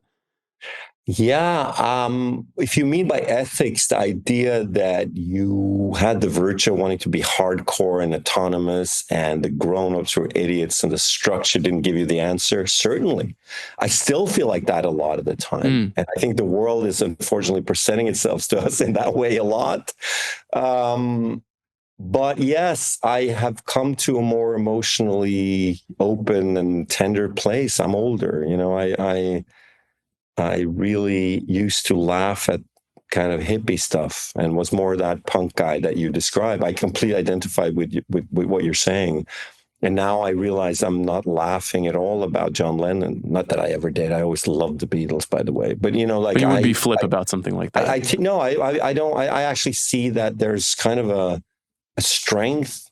I would even say a masculine strength to being emotionally available, and that there's power in trying to see the other and listen to it and stand in opposition to disagreement with an openness, because it's harder than to be so damn sure about everything and have that kind of sensitivity to things. I think I value more and more. And I think also in art that it's kind of easy to get cynical sometimes. And I'm certainly, I don't want to be cynical. And I don't, by the way, think that punk was necessarily cynical. Like some of it was a bit like, and we don't care. But at the core of it was an emphasis on do-it-yourself, a collective experience, a collaboration, wanting to create something that was beautiful and fun. And, so again, punk isn't so simple either. It's interesting to me that the last two films, you've not just worked with Renate, but they've been stories told through the eyes of women, and specifically in this case, two sisters. It's not exactly an experience that you or Eskil have literal access to. So how do you build that relationship? And then how do the two actors become credible as sisters in the film? Yeah, no, thank you. That's an interesting question. So first part of that, I often get asked this thing about how writing for women and stuff, but that presupposes, I guess, that we write ourselves all the time, which we don't. You create characters outside of yourself exactly for that reason, that it's fun to create characters. yes, you have to have a deep understanding of them. And in that process, like an actor, you will maybe use for sure something of yourself. But I've just found it really wonderful to work with these specific actors. And in this case, like Renate Reinsve is a dear friend, and I feel I can express myself through her, just as I have also with male actors like Anders Danielsen Lee, you know? And again, a part of creating and making movies is to try to be a good observer. Listen, be sensitive to what you see in the world. And I think so through that, I hope we create these characters, regardless of gender or, you know, who they are, that they are truthfully put into the story. So how do you create then with the actor this relationship you're asking about? Sisters. I had Renate from day one because we wrote it for her. She was one of the motivations to do the film.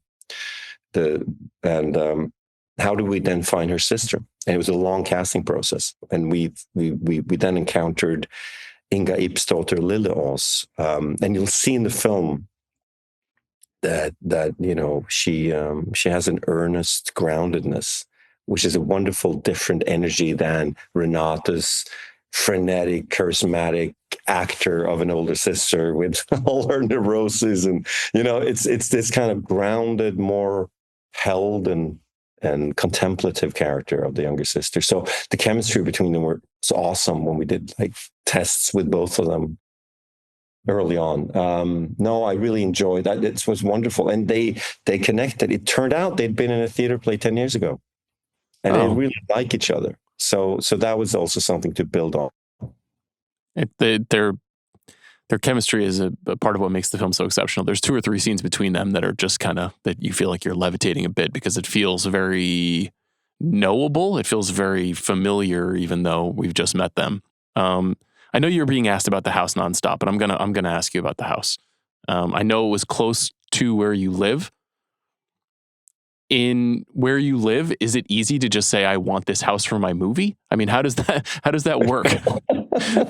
No, it's not. And I'm a fool as always. So I looked at 100 houses and then the house I wanted was right up the street. But, you know, this is the process. You try, you look and you fumble and then you find, and we found this great house. It was, thank God, the people that live in the house, in the real house, is a singer and writer of a great band that I grew up admiring in the 80s called De Lillos, a great kind of post-punk, new wavy Norwegian rock band that I really loved. And he understood, he'd seen my films, and I'm grateful for that. And he really said, hey, listen, dude, I really want to support you. I love the stuff. He's also someone who's actually made a lot of songs about Oslo. So I think there's a kinship between us about like representing this silly little city in Northern Europe that most people don't care about. So there's kind of that sweet connection. And he said, yeah, so, hey, what if we make a deal that me and my wife and, you know, we can go to Italy for a few months and you guys shoot in the house and you pay for the holiday or something. And I was like, yeah, great. So we made a kind of a deal with him. And but the interesting thing was we also did a replica of the whole house in a studio because we were shooting the story of the house through the 20th century, basically. And we had to like do 1918, 1930s, 1940s, 60s, 80s, so forth. And we had to redress and go in and out of the real house and the dressed as the past build in the studio. So at some point, we had done a replication of his family home and his ancestors from pictures that we gathered in the 30s. And I took him and his whole family and his kids, and they're now grown up and everything. We invited him and his brother as well to the studio, and they walked into a set, and outside the set was VP screens, digital screens, LED screens, where we had created complete photorealistic replications of Oslo in the 30s, exactly researched what the buildings around that house had looked like and the cars on the streets moving around, and we put them in that time machine.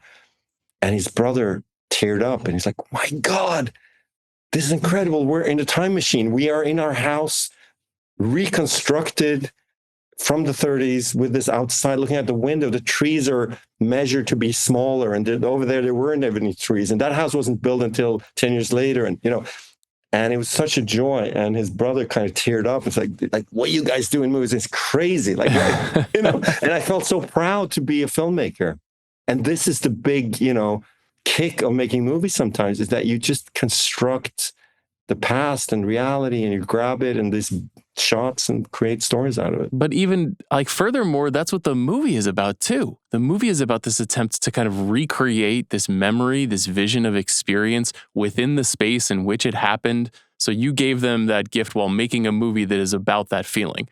That's true. That's quite fascinating. Right, actually, yeah. It's weird, huh? Again, like my kids, they're suddenly having another daughter. Life imitates art.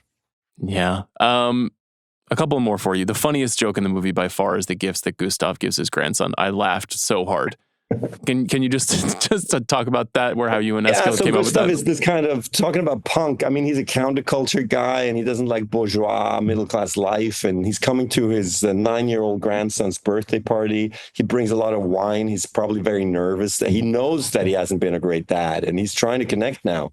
And then his 9-year-old grandson has a birthday and he's supposed to bring something. So he brings some DVDs that he gives him, probably because he wants to connect. And the DVDs he gives is The Piano Teacher by Michael Haneke and Irreversible by Gaspar Noé, to the rest of the family's big shock.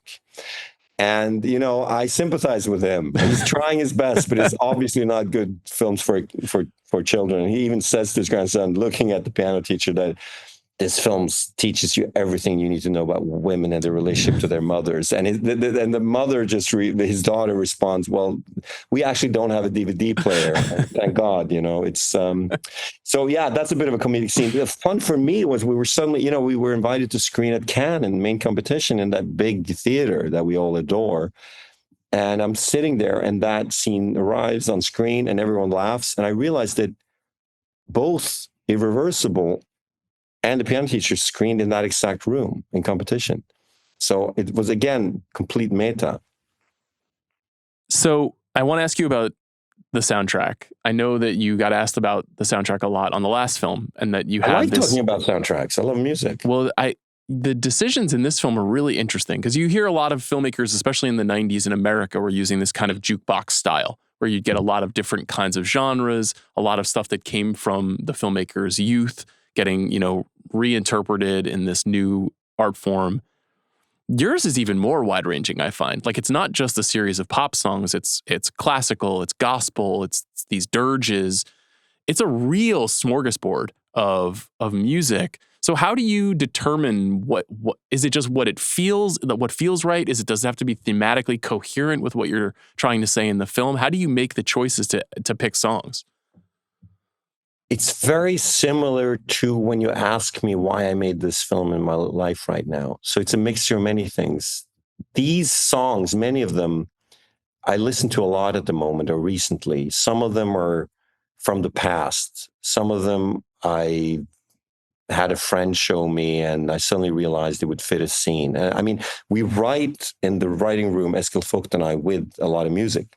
Like Terry Callier is an artist I've listened to a lot. Terry Callier came out of the Chicago soul scene, folk soul scene in the early 70s.